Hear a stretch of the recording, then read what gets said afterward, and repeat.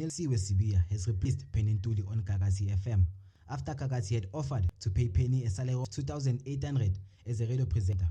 Mind you, Penny has over 1 million followers. Penny refused this salary, consequently leaving a job, and a day later, hitmaker of Mama Gabafana and famous actress Nelisiwe Sibiya was announced as a replacement. Nelisiwe's new appointment did not overflow with congratulation wishes. Rather, skeptics, listeners, and followers demanding to see a payslip. Will she also be earning 2,800 or more? If so, was this a ploy by Gagasi FM to get rid of Penny? This story reminds me of Amanda Black and Ambitious.